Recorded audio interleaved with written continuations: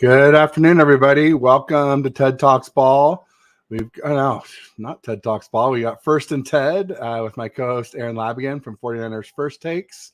We come to you live every Wednesday at 3:30 Pacific, 6:30 Eastern. This is a special Victory Wednesday, but not just any victory. NFC Victory Wednesday, headed to the Super Bowl to play the Chiefs to potentially have our shot at revenge. Aaron, how are you doing on this fine hump day?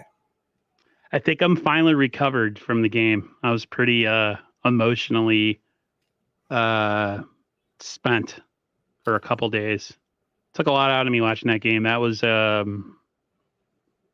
went from already making mental pictures in my head of, okay, well, it didn't work out, and can we go give it another run next year?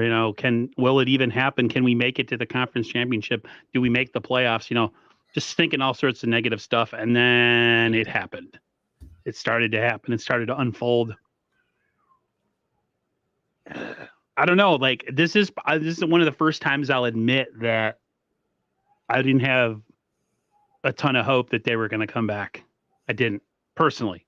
Being truthful, I'm not lying. A lot of people say, I always knew. I didn't know. It did. There was no sign. It was just like defense was horrendous.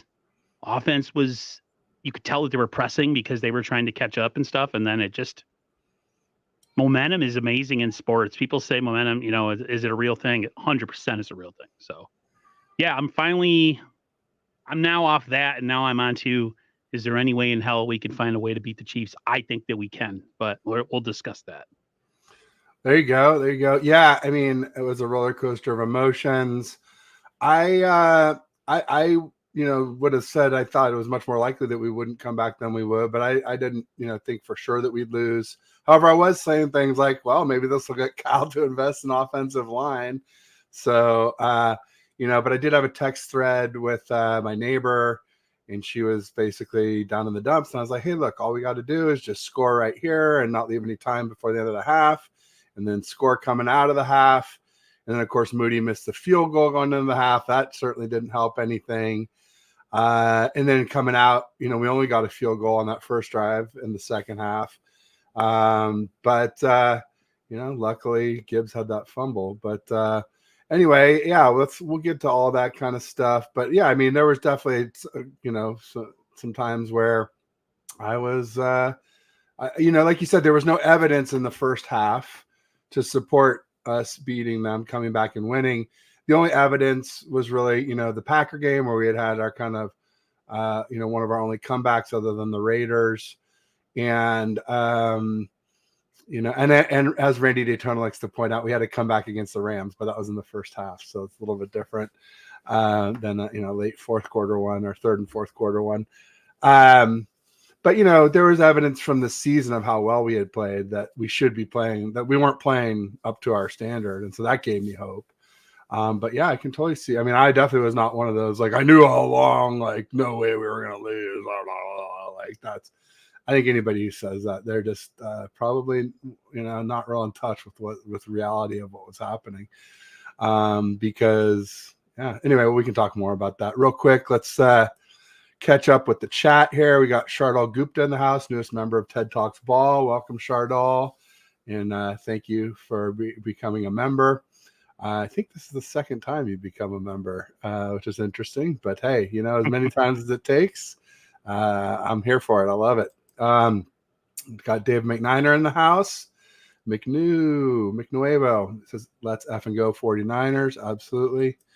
Daniel Berry Sports Highlights in the house. He's a Rams fan, but he's pretty cool, and he has his own channel, so be sure and support him, like and subscribe. It's a good thing to mention. We are streaming to both Aaron and my channels.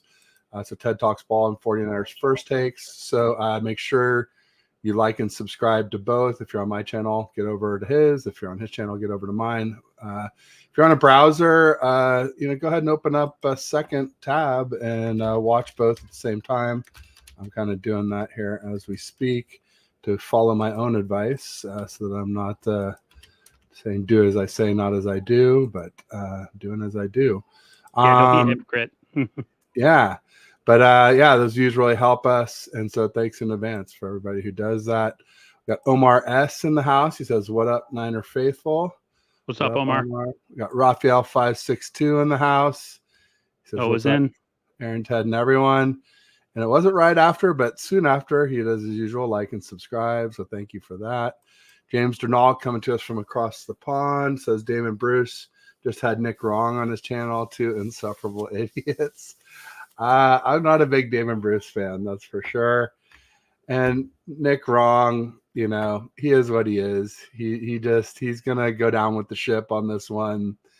He's a Mahomes and a LeBron stan, and he'll always hate Curry and I guess now Brock Purdy, whoever the Bay Area foils to his heroes are.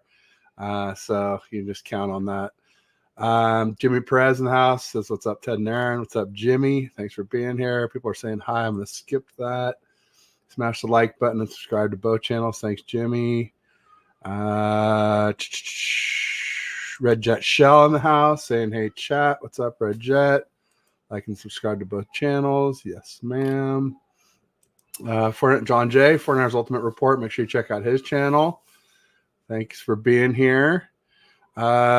Did you see Nick Wright? I guess this is the big thing. I guess I'm gonna have to check it out just because I can't watch either of those guys. I don't like Damon Bruce. I have many reasons. I'm just gonna keep it. I'm gonna keep it football related today on your channel. Well, I don't like Damon Bruce for saying don't watch certain content creators for sure. That's Bush League of him to do that. But at the same time, I don't know. The names are big enough. I get drawn in like a moth. DM me if you want to know why you really don't like him. Okay, there you go. I won't say it online because I don't want to get in trouble. So there you go. Yeah, don't get me in trouble, dude. Whatever you do. There you go. Yeah. I'm trying to be a good boy. Dude doesn't like Purdy, no doubt about it. Just getting your name right there. Yeah, I hear you. Trying to grow my playoff beard. It's taking a while. It's looking pretty good. Mine, everybody's like, "Oh, you got to go tee." I'm like, "No, actually, I'm growing it on the sides here too. You just can't see it very well." I had a lot of acting growing up, so I have a lot of I have a lot of scars on my face. So it takes. I grew mutton chops out for a while, and they were pretty nice. No, it's going to take a while for the sides to match up, but yeah, trying to grow a beard, man. Nice. First time in my life, I'm trying to grow a beard. Love it. It's looking good. Jonathan Santiago coming from Hayward. I think this is the first time. I mean, it's on your channel. It was the first time I've seen him. I don't know if you know him well or not, but welcome, Jonathan. Thank you for coming through, man. Appreciate it. Yeah. Red Jet says Damon Bruce was epic. I mean, see, if he's defending Brock Purdy, then I guess I can just give him a pass temporarily just till the Super Bowl. Nah. Nah, there you go. Nah. You're a better man than me. I'm weak. All right. We'll find. I'll Jen, you know I'm a firecracker. I'm a little intense when it comes to certain things. Yeah, no doubt about it. She knows. I'm a little spicy. I get a little in my feelings sometimes, and I start spewing things from personality. Tommy Huxley says, "Matt, Ted gave up in the first quarter." Well, like I said, I was texting with my neighbor even into the second half, just saying all we got to do is, for D to tighten up and start scoring. That's exactly what happened. I was so frustrated because, dude, it was like a, hot knife, the old saying, hot knife cutting through butter, right? The old, that's what it was. They had no resistance. None. All I kept tweeting was, and I was a little upset with Brock with the interception, but then you kind of noticed that the pocket was kind of collapsing on him in some of those plays. So it kind of wasn't his fault. He was kind of trying to make a throw with people. He's not a really big tall guy. Yeah. So I didn't really blame him too much. I thought he was pretty solid through the game, but everybody was crappy in the beginning on offense. It wasn't just Brock. Defense just. It's funny, we talked about this stuff on all the streams last week about what is it going to take to beat Detroit. And it was the defense has to find a way to stop the run and get after the passer. and it's exactly what and it's. I mean, there was just no resistance. They were getting like 10 yards a pop on every run, and then they show like some clips of like Chase Young and him not pursuing, and other people like jogging and waiting for other people to make the play. I was talking to my brother about that all year. I was like, the Niners this year don't have that like everybody run to the ball defense. It's more like hoping somebody makes a play instead of you being the one, and it was frustrating to watch. All my tweets were pretty much like, yeah, the 3rd and 18. Like, how do you give up a 3rd and 18 on defense? That's just, I don't know, man. I can't even articulate how frustrated I was, but I was pretty pissed. I was on to Amon-Ra St. Brown, right? I think the 3rd and 18. Yeah. Gibbs had us on skates in the first half. Real quick, just want to say hi to obviously Load the Truth is here. Don't be shy. Say hi. Above said what's good. But above that, we had VZ408. I think it might be first time audience member. If not, my apologies. But good to see you. I've seen VZ on my channel before. Okay, got it. Thank you for coming through. Appreciate it. There you go. And then Young Dick Dong, we know him very well. Hey, best name on YouTube. Best name on YouTube. Good. Right is wrong. I think Damon is wrong and right is wronger. Even though that's not proper English. How about Damon is a douche and right is a weasel? How about that? Oh, a douche weasel. It was a douche weasel. Yeah. Sorry. Yeah, see what happened? You talk about something long enough and the real me comes out. See, I couldn't help myself. No, I like it. It's good. Get out those fangs. Red Jet is trying to. She's trying to stir it up. Hey, Red Jet, if you like him and you'd like listening to him, I have no issue. None.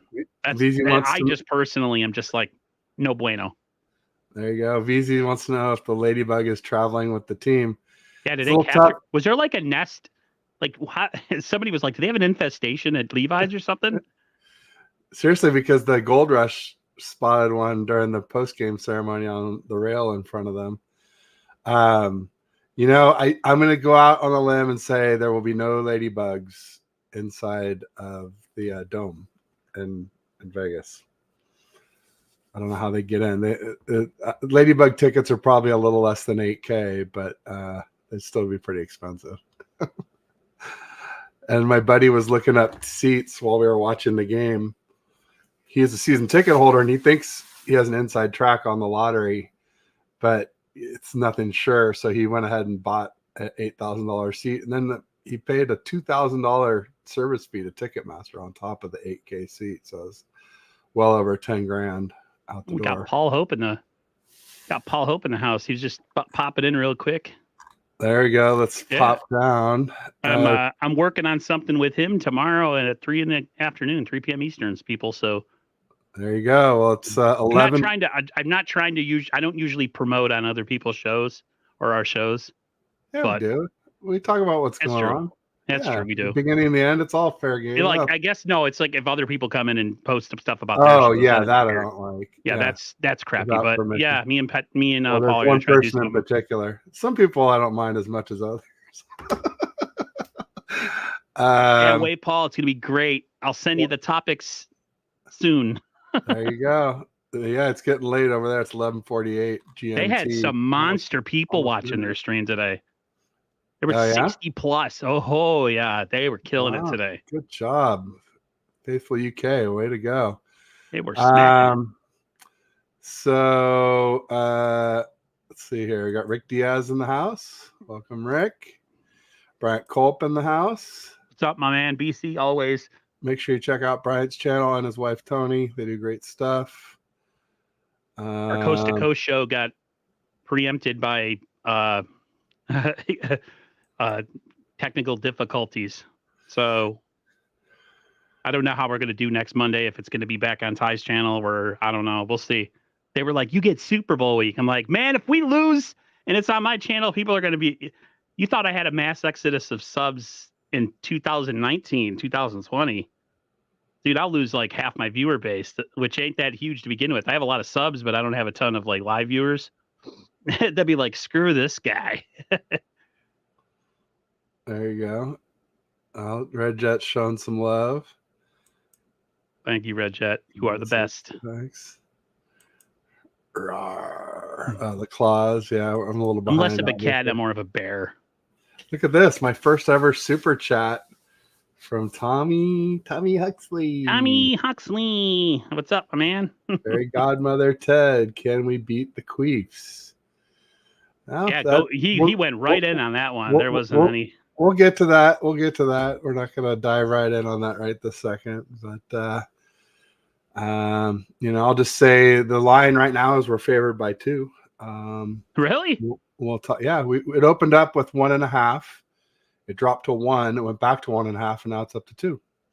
So we'll talk more about that in a minute.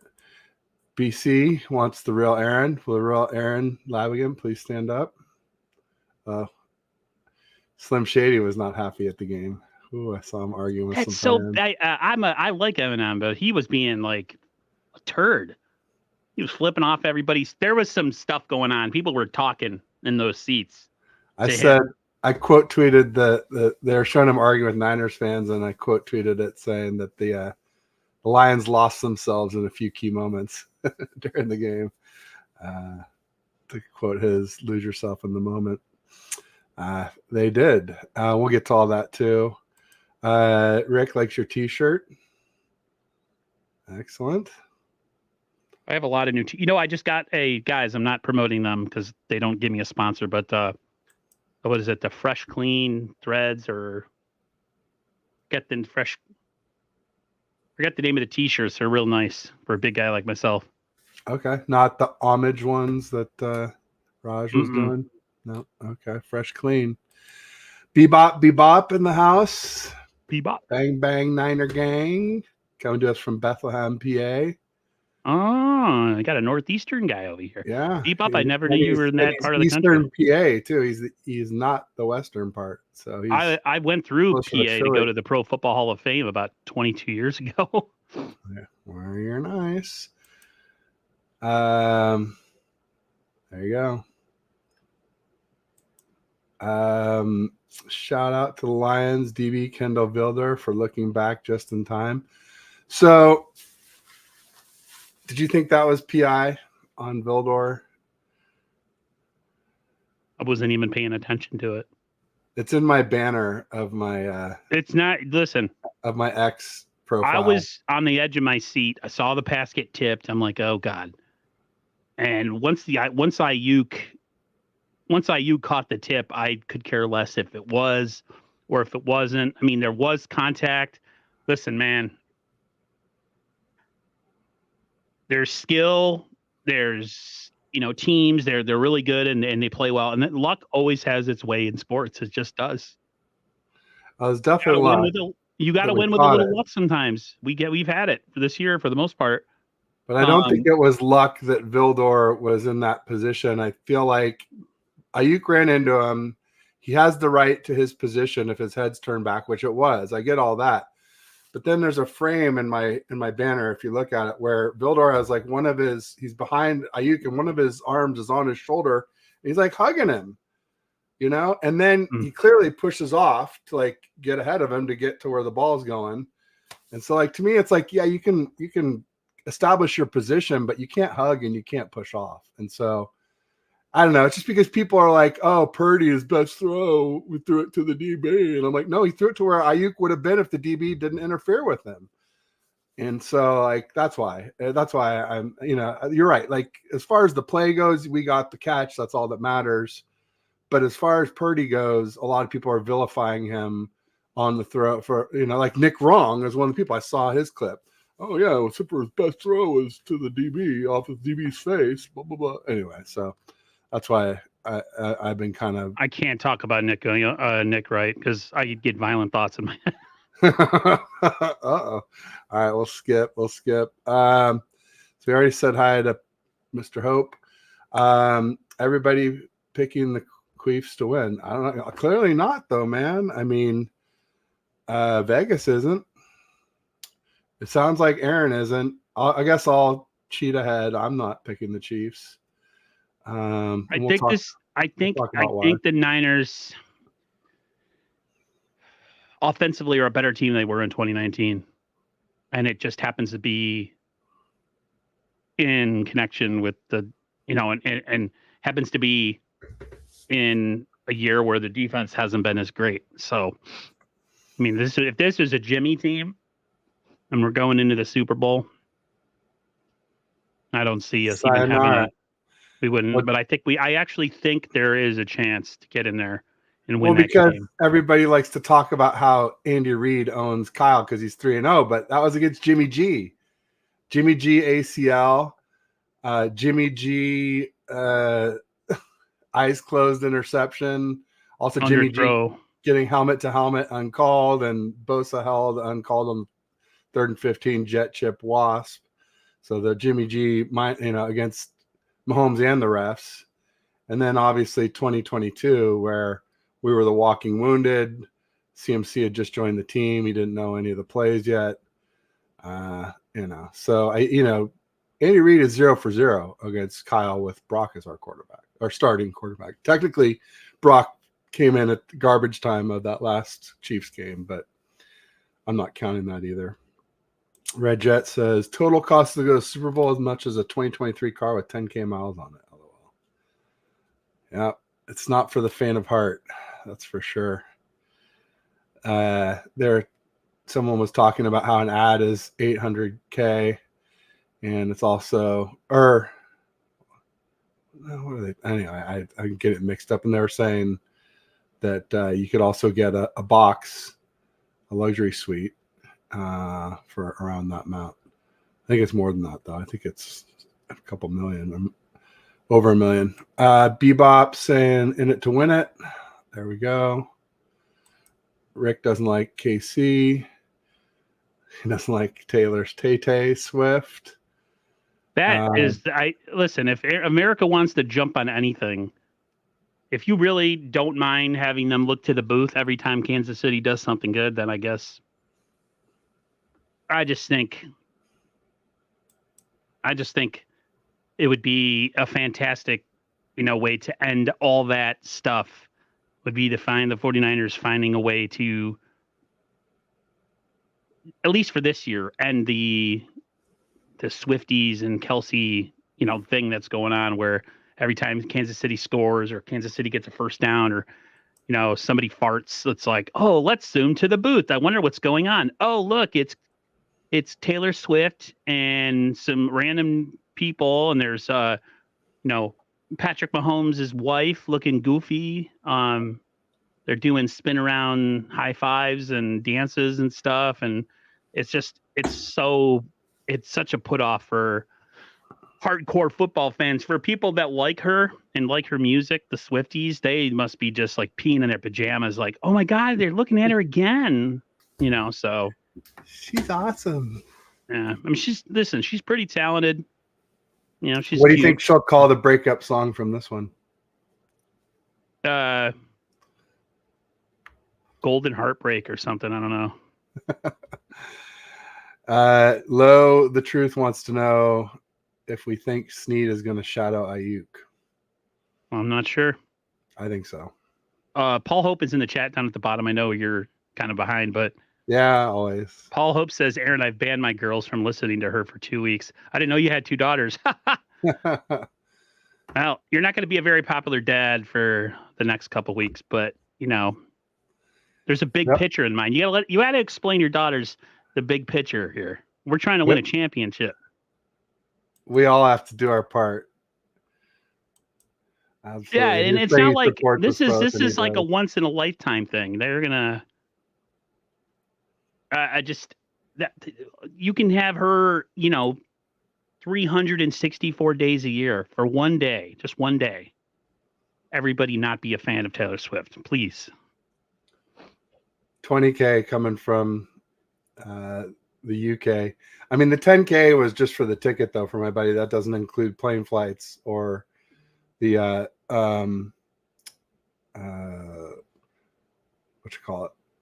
the house that they rented. Luckily, he rented the house a while ago in anticipation, so he's not part of this rush that's going to try and get places now. But those tickets, plane tickets, are not cheap. It's crazy how expensive it is to fly from San Francisco to LA or San Francisco to Vegas anymore. You would think they were halfway across the country with what these plane flights cost now. All right, let's scoop back up a little bit. People are saying hi. M&M with peanuts. Golden Gate Bridge from Bethlehem, PA. Exactly. Amenahu being injured. Yeah. I don't think that's going to affect the line. No. But it's it's noticeable. I think Karloftis is their best edge. But Amenahu's solid, as we all know. So, real quick, wanted to get Charles Drake. He always is coming in here giving Aaron grief because Aaron hates Kansas City, and now it's appropriate. Charles, he's been doing this all season, though. Charles has been doing this for a couple of years now. He's a one-trick pony. And he's a one-trick. I love Charles, and I love my buddy Steve, who's not here right now, but they know I am still crushed over that Super Bowl loss. And the only way to get over it, listen, they win this Super Bowl, I'm over 2019. I'm totally over it. Like, I don't care because they got another shot. You know what I mean? So to me, Ted, it really comes down to one thing. The defense. Can they be of any resistance at all against a not super powerful Kansas City offense? Like, this offense isn't star-studded, man. It's pretty much Kelsey and Pacheco, right? Kelsey, Pacheco, maybe Rice has come on, and somehow Marquez Valdez-Scantling has started catching balls in the last two games against the Bills and the Ravens, like ones that ice the game, like meaningful catches. So he's always been a deep threat, but one you didn't have to take too seriously because he always dropped everything. But hopefully he goes back to his old ways against us. One thing is like Pacheco is not as good as, certainly not as the Lions combo of Monty and Gibbs running backs, but he's good, and Pacheco has a huge advantage in that. The Lions O-line's better than the Chiefs O-line, but the Chiefs have Mahomes, who is a threat to throw deep, and he's a threat to run. As we all know, that takes two guys out of the box, takes a safety back, and a spy, turns one of the guys left in the box into a spy who can't really guard anybody else. Are you going into this game running a mush rush and not really rushing upfield, more or less giving him? I mean, he's good. He can throw from the pocket. He could throw from the sideline. He could throw from his ass. He could throw looking backwards. He can do it all. Mahomes. Yeah. He's the best quarterback. Same way as Hurts, same way as Lamar. Yeah, absolutely. Same way as any mobile QB. Kyler. The defensive line, to me, is the biggest disappointment this second half of the year. But they were kind of a disappointment early on in the season, too, before Chase Young. You got Hargrave, who was supposed to be this huge upgrade, right? He's going to take over Javon Kinlaw.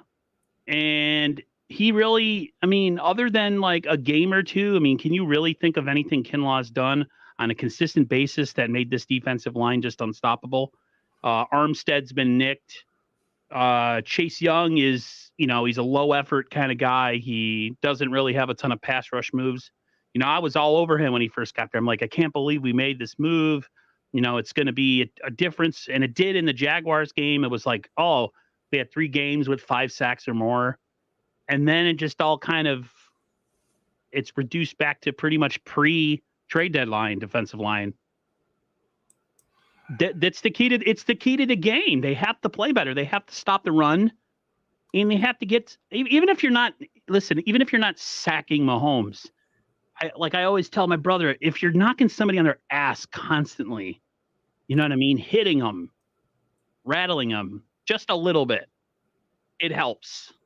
If you're having him stand back with a clean pocket, with nothing in his face, with a ton of time to throw, Mahomes is going to gouge you. Kelsey's going to gouge you. So to me, the biggest storyline in this game is the Niners defense. I think the Niners offense, and they might struggle a little bit because they have a really good defensive coordinator in Spagnuolo with the Chiefs, but I think the Niners have just a ton of weapons, and I think Kyle will do enough game planning to try to negate as much as he can with what Spagnuolo does. But it's really the defense, man. If the Niners don't come into this game with any weight in their ass and they just get pushed around, I don't think we have a shot, to be honest with you. Regardless, because how much do you got to score? Is it going to be like last year's Super Bowl where it's essentially a shootout? Like, I don't want that. Do you want a shootout Super Bowl? Yeah, sure. You're just as long as we win, right? Yep. No, well, and I don't think, we've scored over 30 points 11 times this season, and the Chiefs have only done it 3 times. So I don't know that they have the firepower to go in a shootout with us. I mean, we're the number 1 offense, TVO. It's so weird, the differences between the Super Bowl and last time, where last time they were the number 1 offense. Their defense was suspect. Now we both have good defenses, and their offense has fallen off quite a bit. So, I mean, all things equal, don't bet against Patrick Mahomes, I would say, but all things are not equal. And I don't think it'll be a shootout because I think the way we're going to beat them is by running. I think they're a little bit sus on the run defense, especially lately. Donaldo Trumpez in the house. Mm-hmm. NFL loves to make favorites. We should clearly be the underdog in the Super Bowl. So I guess he's a Niners fan. NFL scripting and Taylor and Chiefs for desperate Democrats, Black National Anthem, and Mahomes' rigged win.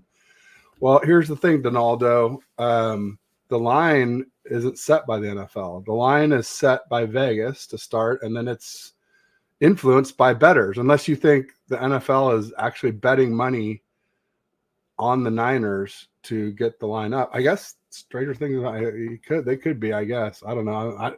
Unless you're on the inside, you're on the outside, and I'm definitely on the outside on that, so I'm not going to pretend to know.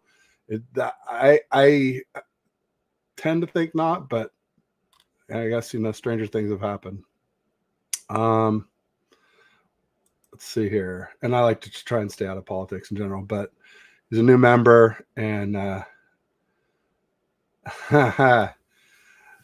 saw a tweet about that. Thinking the same thing during the game, during the celebration at the end. I'm watching the celebration, and I'm like, I hope to God if we get like an interception or a touchdown that that bit us in the ass. He says, I swear to God, if I see celebrating in the end zone like we did in Super Bowl 54, I've got to seriously question the leadership in that locker room. Take this game more serious than a heart attack. Yeah, 100%.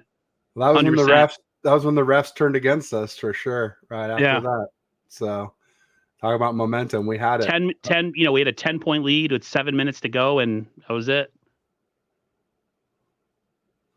That's okay if you're not a Taylor Swift fan.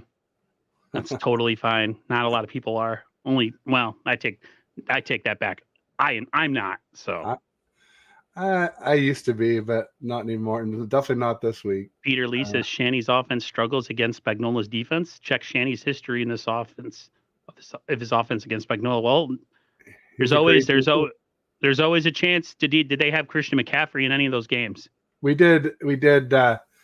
In 2022, but we also had Jimmy as our quarterback, and McGlinchey had a strained calf, and they had a bunch of guys hurt on defense too. Yeah, hurt on defense or out. Armstead was out completely. Jimmy Ward was playing with a club, and it was his first game of the season. He was, after that game is when our defense took off because we got Armstead back, and Jimmy Ward got the club off shortly after that. That's when our defense. Didn't Javarius Ward have a groin issue too? Pulled groin. Bosa had a pulled groin. Dre Greenlaw left early in the second quarter, so he missed most of the second quarter and the entire second half. I think about people. I think Debo might have been coming back from something too.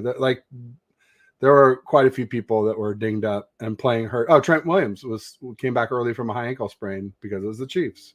So yeah, we were far from, both tackles were dinged up in that game. Kenny loves share. Oh boy, here we go. Oh, that's a random turn. My oldest Rockin' Niners roommate. Oh boy, wow, that's brutal. You gotta tell her to kick that guy to the curb, man. Yeah. You might need to intervene on that one, Paul. Be like, listen, I don't approve of this. I thought Brent Culp was gonna say that Taylor Swift is nice. Because usually when we're bagging on somebody, he comes in. Well, They don't actually show Taylor on TV as much as it seems. I have no idea what you're talking about. I guess for my taste, it's too much. You might actually be right, but I'm like, why? Why? Nobody cares. Yeah. Sentinel, how many rings did Reed have before Mahomes? 0. Yeah. And I said that Andy Reid was Kyle before he got Mahomes. So maybe Andy Reid, they couldn't win. Maybe How Brock many can NFC be Kyle's Championship games Mahomes. did they go to in a row before they got to the Super Bowl? Like 4? 3 or 4? Andy Reid went to like 1 Super Bowl, but like 4 NFC Championship games for the Eagles, and some for the Chiefs too. There's always a first time for everything, people. Always a first time, because like you said, Andy Reid for the longest time was thought of as a joke artist. Am I right? Yeah. And then he gets the greatest quarterback probably of this current generation. You can't plan that. That just happens. You draft a guy and he just happens to be one of the best of all time. Like, everybody wants to replicate things and try to figure out how the Chiefs did it. They have one of the best quarterbacks in the NFL probably in the last 20 years. That's why. That's it. So Bryant with a really hot take here. He says he'd rather look at Taylor Swift than Jerry Jones. That's fair. Really hot. That's fair. I don't know if your wife will approve of that, but a fair. I guess so. He's getting in trouble. It takes a choker to beat a choker. I don't know. Are we still talking about football? No, I'm just kidding. Pause. You see what happens when we were injured on the line. Yeah, no doubt about it. One thing about this game that we got to talk about is the fact that Chris Jones, man, he seemed pretty gimpy in that AFC Championship game. He was getting hurt. Did he really? I barely watched, and when I was watching, it was on silent because I was at my son's birthday. His friend birthday was Sunday morning, and so Sunday 11, and the game was on at 12. So I watched most of the beginning on my phone, and then when I could have watched more on the TV, I actually went and looked at a bike to ride around to try and chase him around on the pump tracks. But I didn't know that Chris Jones got dinged up. He was having some problems in that game. So Send Cal in the house. Welcome. He says, I can't stand Kermit, aka Patrick Mahomes girl. Coming from a guy that has a kind of a froggy voice, I 100% stand by that statement. Yours is not nearly as annoying. Yours isn't annoying at all, in fact. Anything better than Andy Reid and the ice mustache. He has my dad. I have a soft spot for Andy Reid because he reminds me of my dad. Heavy set guy. He's got that, mustache. Yeah. It's kind of white now. Yeah. But before my dad passed away, that's what his mustache looked like. So I'm like, as much as I hate the Chiefs as far as them beating us, gotta love the big fat guy, Like I have a lot of love for Andy Reid, but that's it'll be suspended for on Super Bowl Sunday for sure. There you go. Lowe thinks Mooney can handle Rice. I think Mooney can. I think Lenore can. The big question is it's the pass rush, man. Can Ambry? And is Ambry okay? Didn't he twist his ankle? I saw the depth chart came out, and I don't know if it's official or unofficial or whatnot, but it was posted by somebody big. I think it was, let me see who. I want to say Nick Wagner or no, maybe even. Well, anyways, one of the big reporters posted it. It'll take me a second to pull it up. It was Cam Inman posted it. And 2 notable people on the depth chart, nickel corner, Isaiah Oliver. I was like, hell effing no. Please never see him again in the Niners uniform. And Spencer Burford at right guard. So it makes me think it's probably not official. I can't imagine that they've benched Feliciano.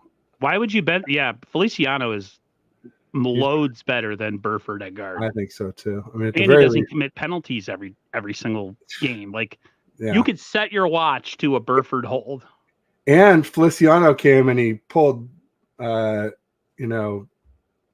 pulled Brock up when they were going after him on the ground. After he ran one. And they're getting their extracurriculars in, and Feliciano went in and kind of sort of broke it up and pulled them up. Unlike McGlinchey, who never lifted up any of our quarterbacks off the ground. Now, maybe it's because he's too tall. I don't know. I'll give him maybe the benefit of the doubt, but I just makes me happy when there was some serious cheap shots getting put on Brock in that game.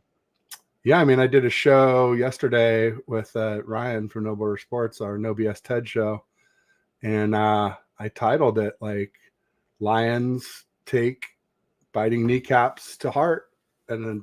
again, because if you recall, I called it out after the Rams game. And it's bad if I'm defending the Rams, right? It's even worse when you're defending Purdy. No, I'm just kidding. But you know what I mean? It's like, if it's bad enough for me to defend our division rivals, it's bad because they went after Puka helmet to helmet, Kyron helmet to helmet, Stafford helmet to helmet. Then Kirby Joseph took out Higbee's ACL the same way he had just taken out Hawkinson's ACL with a handful of games before. Both tight ends going over the middle in a very similar fashion. And then even at the end of the game, there was an uncalled pass interference on Puka, and the guy was pulling him to the ground after he had held him with the ball in the air. And the second guy came in headhunting. If he hadn't let go of the ball, I have zero doubts that guy would have taken his head clean off. So it was not surprising to see. Well, do you want to call? I mean, we can call out the ones that we saw. I saw. There was the one on the ground. There was the one on the ground. He was laying there on the ground. He kind of busted, he gave him a bloody lip. Yeah, it was James Houston, a defensive end that I called out, that a Lions content creator had called out to me, who was a potential X factor for the game because he was a bookend edge to go across from Hutchinson. And yeah, he came in late and he went helmet to helmet against Purdy when Purdy was already down on the ground. There was obviously the CJ Gardner-Johnson cheap shot to Debo's bad shoulder when he was, sucker punched him essentially when Debo wasn't looking. And then the third one was a double whammy on this one. Purdy's longest run of the game. He goes down head first, but he had already been touched. So even though, that kind of dropped on him. You're not protected going on head first. You're down if somebody touched you as you're going down. Here comes big old 93, runs and jumps on him and slides off. And then here comes Brian Branch, the nickel corner, and he jumps up in the air and he puts his cleat right into Purdy's kneecap, stomps him as he's going over. And that's why Purdy's kneecap was, just shredded and bloody because, and then, so those were just blatant. If anybody tries to argue those aren't dirty, I'm just like, you're a blind or a homer or whatever hater. But then if it's after the play, it's dirty. Even the CMC one, that Lion kind of lifted him up and let him go. He didn't suplex him. He didn't jam him into the ground, but he dropped him in a way that it was clear that Purdy CMC was going to hit his head if he didn't let go of the ball because his arms were holding the ball with two hands to make sure he didn't fumble. And of course, CMC didn't let go of the ball and he landed on his neck. That one, is not as blatant. I'm sure there would be people who would argue with me about that one, but yeah, no, I mean, it just sucks. That's not football. That's not what we want to see. Nobody wants to see somebody get injured by dirty play. I don't want to see people get injured, period, but certainly not by dirty play. I don't like that. I never have felt good about anybody getting hurt because people could always use that as an excuse. I like everything to be equal. Just so if you win, and there's no excuses. You were the better team that day. But you know just as well as I do. There was a freaking bounty gate going on in 2011 for the Saints, where people were getting paid to injure people. So it's still just because they don't talk about it doesn't mean something like that doesn't exist. Still, it for sure does. Incentives hey, if you break somebody's leg. I have no doubt that Dan Campbell's been doing that. Or even if it wasn't an overt, I'll pay you X for this kind of injury, blah, blah, blah. Just the saying the biting the kneecap stuff. They're oh yeah, I know what you want, coach. You don't have to tell me directly. I got your message loud and clear, man. Because it's clear. I mean, there was another one against the Bucks too, where they hit their running back helmet to helmet, and his helmet hit the ground real hard on the AstroTurf, and the announcers were like, "Oh, that's a hard hit." I'm like, "No, that's an illegal hit. You know, that was crown of the helmet. You know, to helmet. That's." McNiner says the Swifties' defense is their best unit. Our offense is our best unit, but who has the better kicker? Oh, well, Butker's way better than Moody. I mean, that's not even close. Moody's a liability. Moody is, although he was, you know, he did make the two last ones in the game, but yeah, the one before half was deflating as all get out. But hopefully he got some confidence from the last two. Gibbs and Montgomery are the toughest running backs we've faced in the playoffs. Yeah, no, the Lions' run game was no joke. Neither is their O-line. And Gibbs and Montgomery together were basically CMC. If you add up their stats, it's very comparable to what CMC did this season. I said this to my brother watching the game. I said, the Niners lose this game, and even if they win, I said, as far as the Niners defense, I think they need to invest. They have 11 picks going into the draft, right? So they need to invest in a defensive tackle or two. I'm talking big guys, space eaters. The Niners need to invest in that big time, and they need to find a rush end because I don't think Chase Young should be kept, or I don't believe he should be kept, and I don't think he should be kept because he was the third choice, like you said. It was Brian Burns was probably choice number one, or Montez Sweat. Brian Burns number two, and Chase Young was number three, and now we're seeing why he's choice number three. You know what I'm saying? He's lazy. He's not real skilled as a rusher. He has like one move, and he doesn't set the edge in the run game. He's constantly out of position in the run game. He's so far upfield.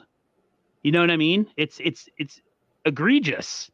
And there's this fake Twitter account that keeps saying that he's being benched and he should be benched. I think a lot of people thought that was real, but at the same time, I'm like, maybe he should be benched for the Super Bowl. No, it was not real. I can't believe the first guy to repost that did it. Yeah, that was just a random person posting that, but it's just insane. Yeah, and then a bunch of people publicized it.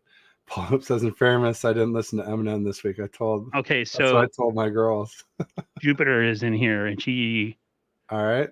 She first she says, I'm the spring chicken that can't wait for spring. And then she says, I told Aaron the 49ers are making a comeback. She did. She called me. They were down. Really depressed. She kept saying, it's okay.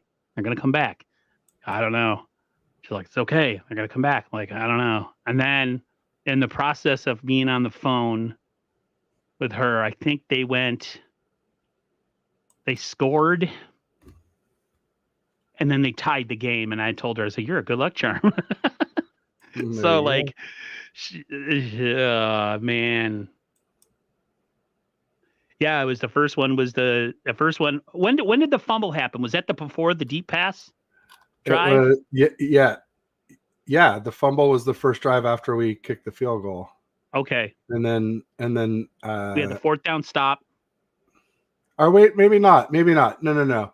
The deep pass to Ayuk got us to within 7, and then the fumble got us to even. I think, if I recall correctly. A lot of folks in the chat trying to catch up. Real quick, I want to just address the D-line stuff because the last couple weeks I've been saying that the D-line was overpaid and overrated. But yes, you're right. They are. Well, they did a little better against the Lions, at least in the second half. Like Bosa came up with the big sacks. Kinlaw, who you were talking about, he was the one who messed up their 4th and 3. He got pressure on Goff and made a move. And then you know how Goff is once he's pressured. He's dude, Bosa slant. That was beautiful. Bosa's like, get on the ground. Yeah. Bosa's a big, tough guy. If he tries to tackle Mahomes like that, like twist him off, and he's going to stay upright. You know it. And there's a comment about missing Clelin Ferrell to set the edge. I agree. Yeah. Chase Young did give up the edge a lot, but Chase Young did have 2 or 3 really nice plays too, run stuffs. Did you catch the end of the game when they interviewed Wilkes after the ceremony? And he was saying like their defense is going to get right. Yeah, He's going to make sure that tighten I'm up like, the fits, stack the box a little more. I mean, you can't stack it totally against Mahomes. are you going man to man against the Chiefs? No, you can't, because then Patrick will run all over you.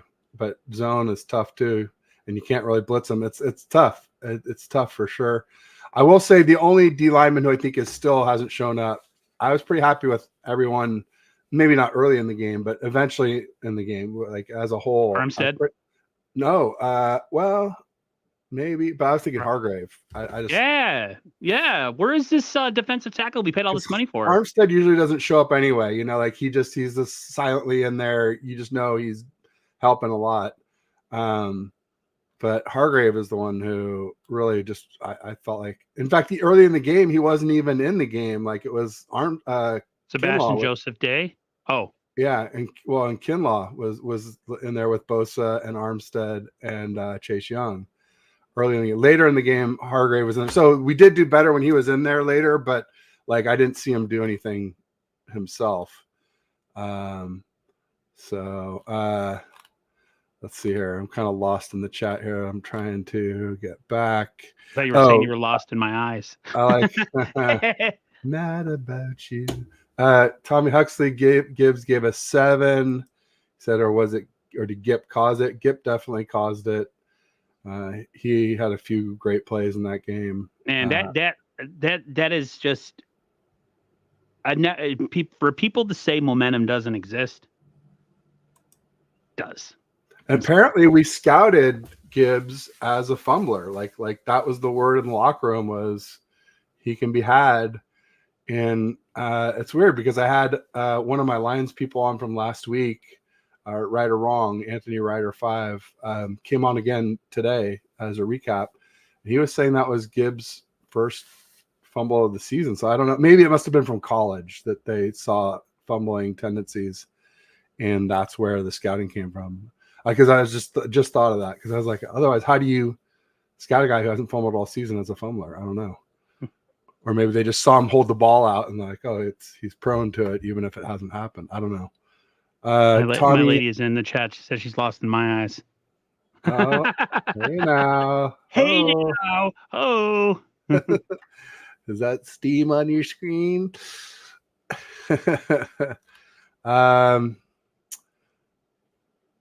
So let's see. There's some folks. Let me see. They need to wear red gloves. The difference between 2019 Super Bowl, Niners are healthy and better team. KC is not. Yeah, here's the thing. Better offense. I don't think like everybody talking about how KC is, should be favored, or like the NFL is rigging it so the Niners are favored. I figured out what I'm going to call bull FNS on that. You know what it is? Kansas City Chiefs fans are the most obnoxious, awful, front running, just like we're the best. I haven't heard a thing from one of them so far yet. And that could change between now and the Super Bowl. But I'm telling you, to me, that says they're scared. They're afraid of talking. They're afraid of receipts. And maybe that'll change. I don't know. Maybe it's going on. I just haven't seen it. I don't know. But, Niners offense has to come and play in this game. Me and Jared were talking about it, and I said that he's like, you guys have to be aggressive. You cannot be conservative in this game. You got to score. Jared, my brother's like, don't defer. Take the ball, go and score. Don't defer. Kyle will defer, but I'm saying like he always defers. Yeah. Yeah, you can't. Playing with fear is one of the reasons. Kyle he does coach scared. We all know it. We've all seen it. You know what I mean? Like he'll have those drives before the half where he doesn't know whether he's going to run clock or score. And then we get a play that gets us close, but then we can't score because too much time ran out. You know what I mean? Like it, you know what I mean? Like there's like, what are you going to be? Are you going to just let it all hang out and say like, yeah, we're trying to get revenge on these guys and go in there and, be offensively? I mean, we have so many weapons on offense. We have more skill on offense. They have the best quarterback in the NFL. You can give them that. Listen, Kelsey's future ballot first team for, he's a Hall of Famer, no doubt in my mind. Kelsey to me is one of the best tight ends in the NFL. Say what you want about him, but the dude is just legit. Okay. He might not be a great blocker like Kittle. And I think Kittle, if he can put up some more yards and some more numbers in the next couple of years, I think Kittle will be a Hall of Fame tight end too. But they have a Hall of Fame coach and they have a Hall of Fame quarterback. Like the Niners have none of that. They have a really good offense, and to me, it comes down to the offense because I think the defense is going to screw around in this game probably for the first half like they've done in the last two games. There's nothing that I've seen from this defense that makes me think they're going to come out and play any different against Kansas City.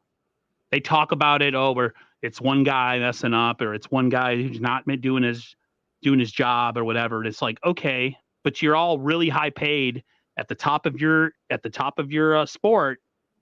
And yet you can't figure out a way to stop the run or get pressure on the quarterback until the second half of the last two games. That's someone's like, well, we did it before. We can go and do it again. Like you go into the Super Bowl with that kind of attitude against the Chiefs and you're going to get your ass blown out. You know what I mean? Like, no. Speaking of getting your ass blown out, I have to get a colonoscopy again. Yeah. I haven't gotten my first. You're already getting another one. Hey-o. Hey, yeah. When you're 50, you have to get one. And then they found polyps, which were benign, but because there were several, they said you need to come back in 3 years instead of like 5 or 10 or whatever the normal cadence is. So well, I got the accelerated plan. I will say like the actual procedure is no big deal. They knock you out. So as long as I get put to sleep, you can do whatever you want. Just I don't want to be awake. Didn't bother me a bit. The part that's brutal is like fasting for like a day and a half before. I was like dying of hunger. So it was awful. I need to fast. I need to lose weight. People are like, don't do it that way. I'm like, why not? I got enough reserves. I could feed off myself for a couple of weeks. Luke Walsh was saying headshots to Purdy have not been called enough. I don't think they were called because at all. He's not. It's funny. My brother goes, they don't call it because for Jimmy G. He's not. He said he's not Mahomes. Yep. And he's not Josh Allen. Yep. Same thing happens to those not quarterbacks. Rodgers gets that kind of treatment too. Brady used to. My brother said another thing. He goes, no, the reason why they don't throw the flag, he goes, because your quarterback doesn't bitch and moan. Purdy doesn't complain. Right. You never see Purdy get up and look around for flags like Mahomes does or Allen. One of the biggest quarterbacks in the NFL physically, and he's a crybaby always looking for flags. I absolutely get so vexed watching football games when you have a 6'5" quarterback who's 235 pounds looking around for flags when he's running like a running back, right? And then you have Purdy, who looks like he should be like a junior in high school, who's in charge of like the book club, or I don't know, something, the chess club in high school.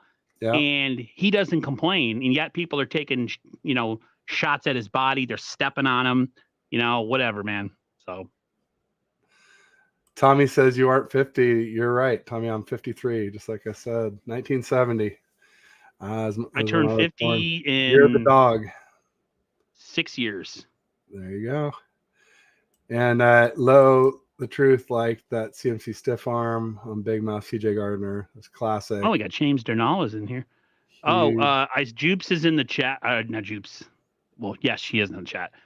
Jess is in the chat, and she says, Super Bowl, I will be in Vegas. Oh. Yes, you are a beast.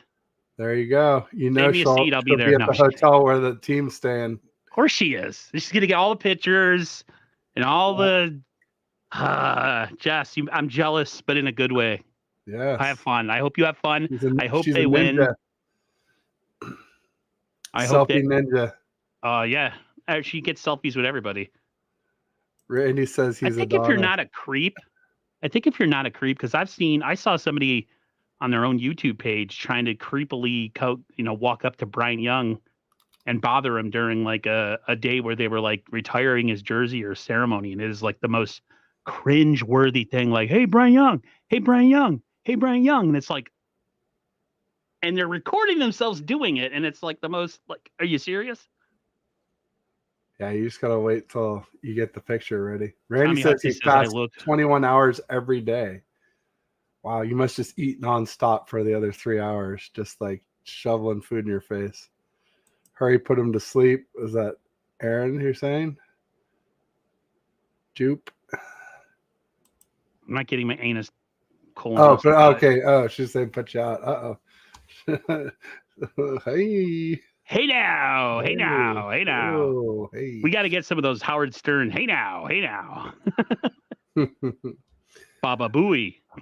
James Bernal says a slow start might be a blessing in disguise. Casey hasn't given up more than 10 points in the second half since week 11. Yeah, and especially fourth quarters. I think they've been only given up like 3 points in the whole playoffs in the fourth quarter. So, but they haven't played the number one offense in the fourth quarter yet either. So, see, I'm kind of going upwards. Oh, the pancake was epic. Yeah, there was a video of that, and I quote tweeted it, and I said, "Casuals, Kittle did nothing in the game." I said, "Me." Show that video of Kittle pancaking Hutch. It was awesome. I love Kittle. He had a big I catch. freaking love Kittle. Did you see that Juszczyk, his wife, she's now going to be working with the NFL? Officially licensed. I'm going to have to get one of those jackets.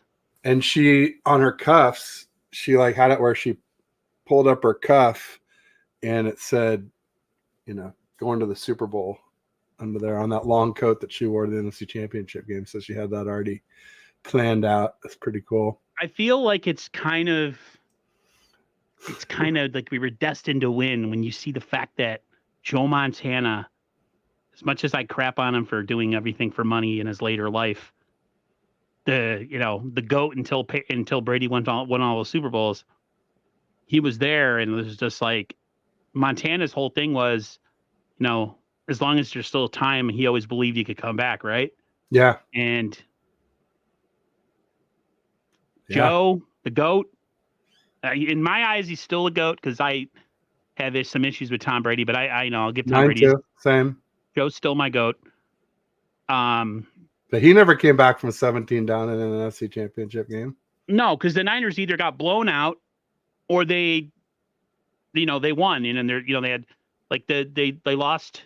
Well, not that they get it's not they get blown out. They got blown out in '86 when he got injured, as he got knocked out of that game. But they weren't going to win that game anyways. But yeah, to me, it's my brother's like, you just got to come out. You got to come out aggressive in the Super Bowl, man. Take it to him. Stop being passive aggressive weenies and always have to have some sort of dramatic comeback where you got to be down a bunch of points. Like, just freaking go in there. You have enough skill. There's enough players on this team. We talk about Kansas City's defense and what they've done, but they haven't faced Christian McCaffrey on the 49ers. I think McCaffrey is going to have a huge game in the Super Bowl. I'm going to book it. McCaffrey's going to have a huge game. So. Yeah, I think so. As long as he doesn't get hurt. Oh yeah, I mean, Akash Abernathan posted up a tweet about Chiefs defense since week 10. EPA per play number 19, so bottom half. Success rate number 9, so top third. EPA per pass number 13, close to average, a little bit above average. EPA per rush 30th out of 32. That's third worst. Explosive rush rate number 20, bottom third. So those are some telling stats when we have a really good run game and the best explosive run game. As you know how much I hate Greg Olsen, right? I mean, how many times I talk about I hate that. He got the mind of a center. But in the Green Bay Packer game, he was really careful to say the Niners are the team. They're like, you expect explosive pass plays, but the Niners have an explosive run game. And we had an explosive run in that game. And I was like, oh, God, you're making me like you. Not really. Just hate him less. Well, he's gone now. Now it's going to be Brady that's going to take his job. That's right. Well, I'm sure he'll end up somewhere else. If you hated Brady before, you're really going to hate him now. There you go. And I think I'm caught up going backwards. Oh. But Brady is a big He's a big Purdy fan. Brady talked about, always having a chip on his shoulder when he played. He's like, he really thinks that Brock has that same chip. A lot of people don't like Brock because he speaks about God and he's very upfront with his faith. Nowadays, if you can be any type of alternative lifestyle and it's accepted. The minute you bring religion into the fray, you are just like, I hate that guy. It's like, why? Freedom of speech, freedom of religion, freedom of whatever. If you want to be whatever you want to be and be called whatever you want to be called, that's great. But if somebody wants to talk about God when they get in a war, to let them talk. I just think it's kind of hypocritical. That's just me. I'm with you. Randy Lee Daytona says Ted would take Olsen out. Probably not. He's played tight end at a very high level, unless he like pulled the Joe Staley and lost a ton of weight and he was just like a skinny rail. But he's a lot younger than me too. That would be tough. I don't know, Randy. I don't know if I'd take that bet. Kingston Miller in the house says, "Hey Pookie, when you hopping on the party chat, it's Boba." Oh, it's Boba.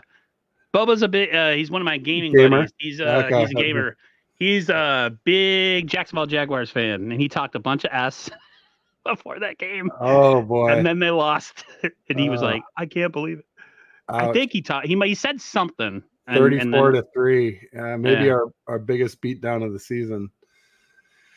Yeah, brutal, Kingston. But welcome to the show. Always welcome. Eric Wallace in the house saying hi to Kenny. Eric Wallace is a Seahawks fan, so I'm guessing he is pretty freaking happy. Yeah, they got a defensive coordinator for a new head coach from the Ravens. So yeah, it's a pretty good move. Defensive improvement from our most hated divisional rival, the Seattle Seahawks. I call them the sweep talks now, though, Eric, because we swept you the last 2 years in a row. So maybe you guys can go 1-1 with us next year. Probably not. He also said, "Hey, all." Now, honestly, though, welcome. And Eric is, for a Seahawks fan, he's actually pretty cool. So, I'll give him the benefit of that. Correction, I've looked it up. You haven't gotten more than 7 points in the second half since week 14 versus the Bills. If we start slowly, it might mollify the half. It's funny, James. Somebody said that to me. Maybe you saw the show.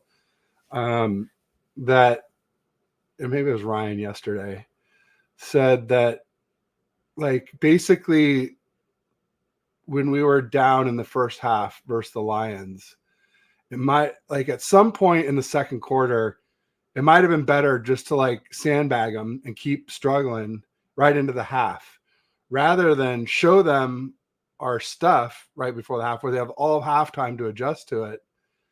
Whereas then we start showing them our good stuff after halftime. Then they have no like break of meaningful time together as a team to actually, parse it out and come up with a plan against. So I thought it was kind of interesting. I'd never heard that line of thinking, but like here it's coming up again. So I don't know if you watched that, James, or if that was something you've heard. I don't believe that. I can't in sports imagine that you want to say, shut up, Randy. He's just because it's relevant. No, I'm just kidding, Randy. You're good. In sports, I can't get on board with this thinking that like there's these conspiracies of like, oh, we purposely didn't show them stuff. We did this so that they would. No, they were kicking our ass, and we had a chance to get a touchdown. We had to sell it for a field goal, and our kicker missed. And then they just, they had guys waving goodbye to the crowd when there was still 3 quarters to go, and they're a year or two away. That's what they proved. The Niners are an experienced playoff team, and the Lions got comfortable, and the Niners woke up, and that's pretty much what happened. Do I think that they could do that against Kansas City? No. You got to come out, like I said, you got to come out aggressive. You got to come out with purpose. You can't come out with, oh, we'll come back. How do you know? Like, you don't know that. Like, it could stop. That those 2 games could be it. So this whole mindset of like we can just do it again, like it's that easy to come back, especially in a Super Bowl. I don't believe in that line of thinking. There you go. Jess was calling out my visor. Yeah, for those who haven't seen it, it says the Brock Purdy Niners. And it was because the Purdy jersey that I'm wearing was given to me by an audience member. And so I was like, I didn't want people to think I was only wearing it because it was bought for me. I wanted people to know that I believe in our quarterback. So I went ahead and kicked down for a visor. Good thing I did too, because they're all gone. So I'm glad I scooped one up before the Speaking masses. of Purdy jerseys. Speaking of Purdy jerseys. Hint, hint. I'm not going to say anything.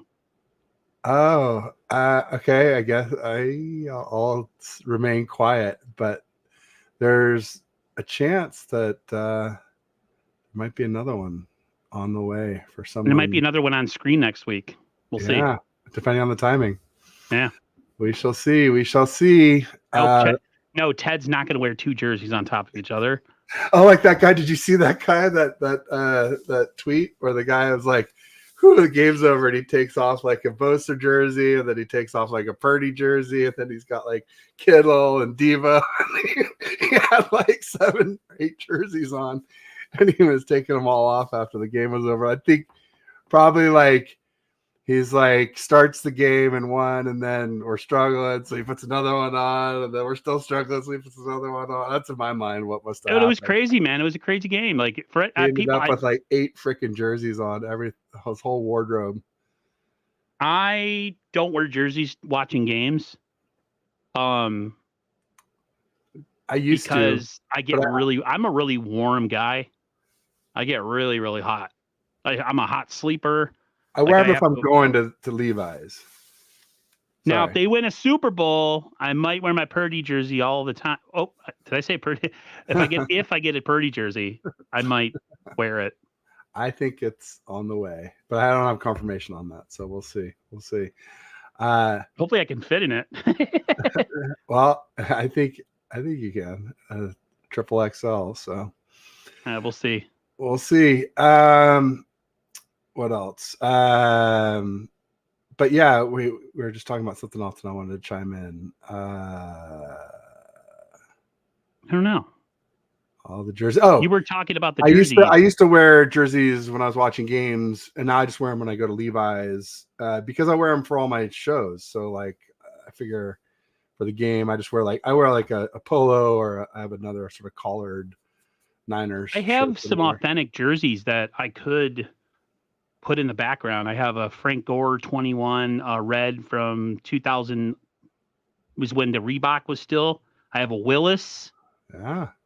I probably would. I mean, the Vernon Davis one. I don't know. He ain't the real 85. No. The real 85 is the guy we got now. Vernon Davis to me. Put some athletic tape over it and write Kittle on it. Like just like Scotch tape. It's like gray. Yeah. Yeah. That floating helmet is witchcraft. Yeah, it's funny that you guys say that. And Steve-O knows. He says, "Hey, Aaron, hope you're doing well, brother. Love the shows. What an exciting time for the 49er faithful." I feel like Steve-O knows. Were you under a different name? Or have you just been a fan and I never noticed you? And if that's the case, I apologize. If you're still here, let me know. I'm an old man now, so like my memory goes and stuff, you know. They hate religion, but they agree with the Alphabet Gang. Enough said. Wiry. No, I'm thick, man. I am anything. There's definitely wiry. neither of us are wiry. Put it that way. My arms look skinny on camera, but they are not. I have T-Rex arms. That's why I think why Randy Elite Daytona does those T-Rex emojis. I think that's what I have T-Rex. For my height, 6'3", I have T-Rex arms too. Yeah. Like for I have like if you look at my arms, they're not. I don't know. It's hard to tell on screen, but they're short. I have meaty hands too. They're like really thick. Indeed. He just did it. He put the T-Rexes on screen. There you go. Kenny says we're the better team. I think we are too. Jupe says 42-36. So she's saying shootout, Aaron. I think it's going to be a shootout as well. I don't think the Niners defense is going to step up. They're going to talk about it all week, and then they're going to go out and not do anything. I hate to sound like that, guys, but I mean, the only way they just what could they change possibly that all of a sudden their defensive line starts playing well in the Super Bowl?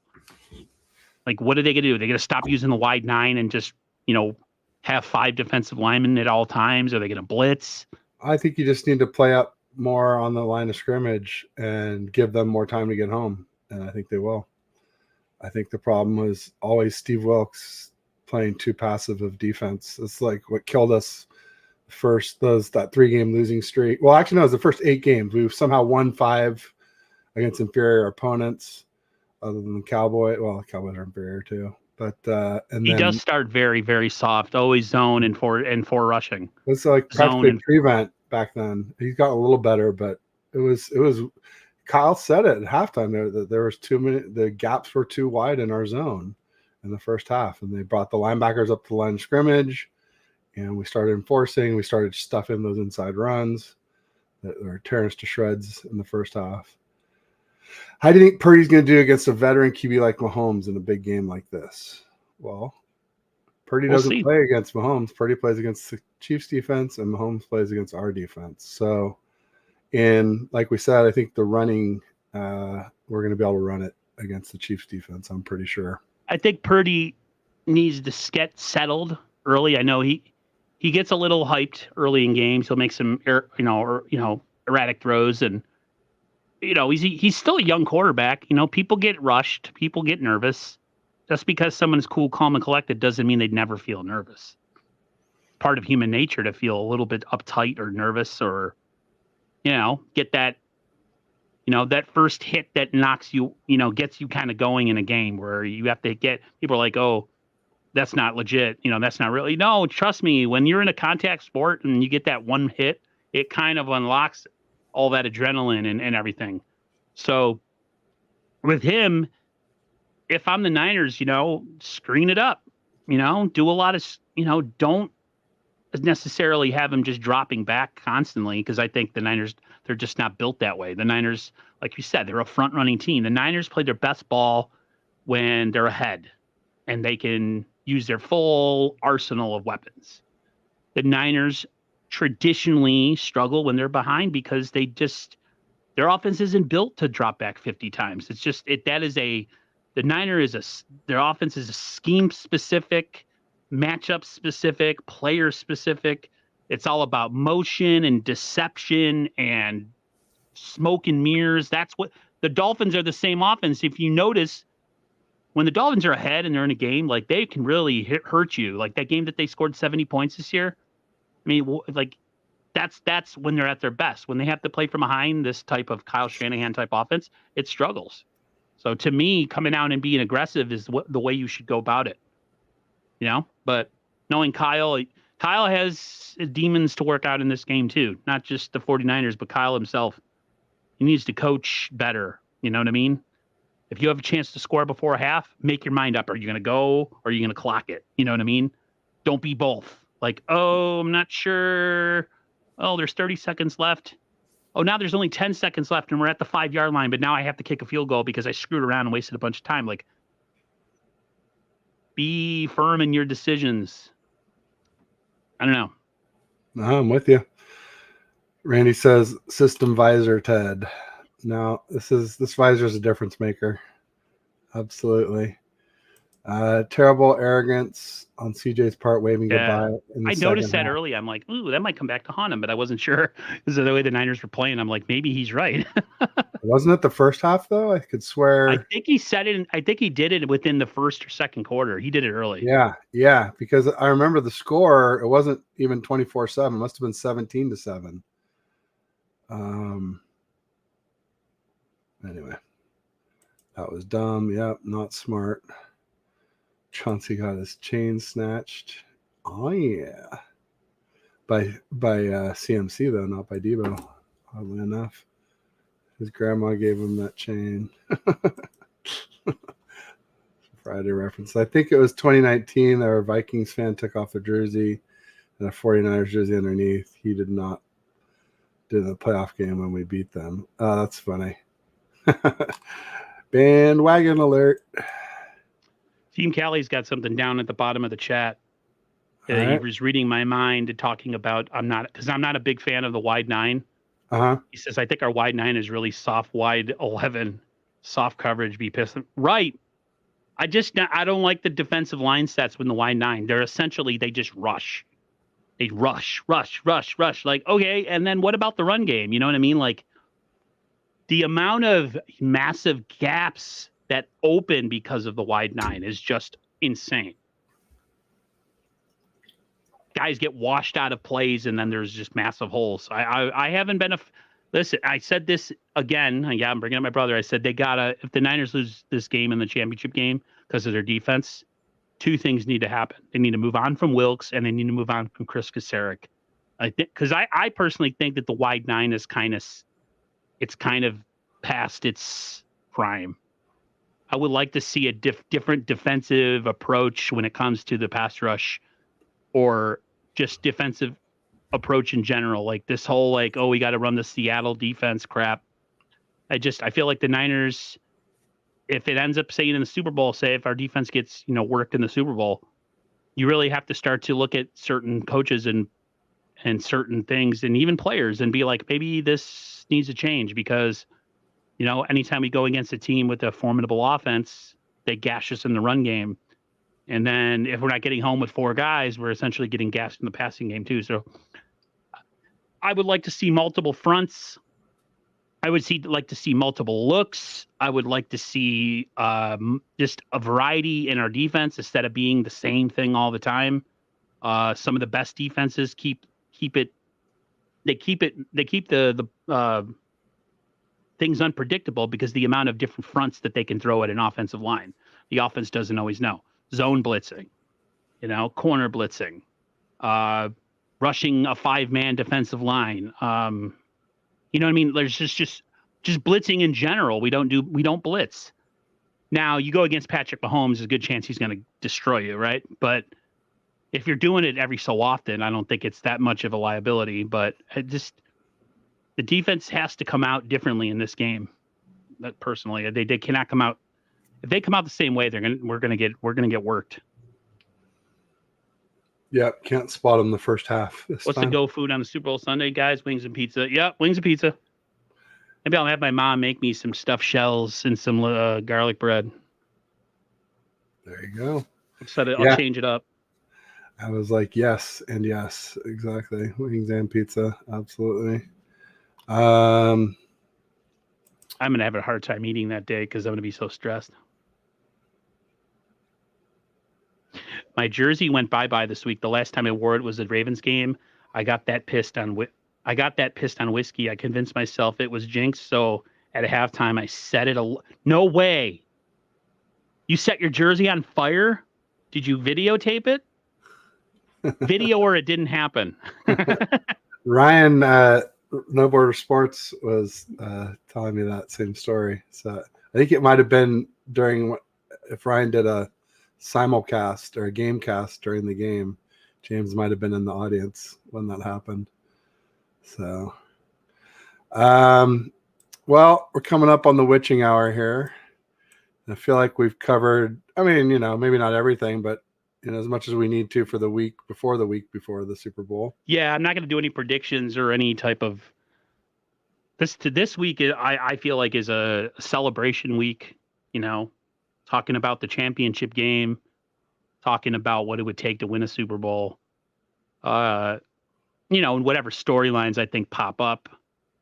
The Warriors treated the 49ers. I saw that. Yeah, they treated them to like a dinner. Yeah, a lot of courtside seats. So I'm a little bit skeptical of that kind of stuff because they haven't won the bowl yet. But I'll take Claire Kittle over Tay any day. Claire Kittle's pretty cute. She's a little average in the face, but she's cute. She looks approachable. Because if you look at some of the wives of some of these players, they look pretty phony. You know what I mean? They're super, super, super pretty in makeup. Claire's kind of girl next door. Girl next door. Yeah, she's got a girl next door vibe. If you look at her, they show her up close, it's pretty. Her face is, she's approachable. She just knows, they both were her. I just like the fact that her Kittle's sister and Kittle's parents, they all like work out and like they're all really close. I think that's great. I got Ryan Jen says prime rib for celebration dinner. Love it. I'm not a prime rib guy because I don't like a bunch of fat. Oh, fat's flavor, man. What are you talking about? Yeah, when it's cooked down, not when it's there and you're like, well, you cut around it, man. You don't have to, I'm not a prime rib guy, dude. You don't have to eat globs of fat. It keeps the meat juicy. That's the trick. Kenny likes those really long sandwiches. Haha. I bet he does. I like long sandwiches too. Pause. Pause. Second quarter, I meant. Yeah, second quarter. Team Kali says. Yep, that was what we're talking about. Okay, I think we're kind of caught up here then. Thanks, Bryant. That means a lot coming from you. Thanks, Bryant. And sucks that we didn't get our money show. I was so disappointed. Well, I'll just say peace. Go Niners. We're in the Super Bowl. That's right. Quest for 6. No, take 6. Take 6.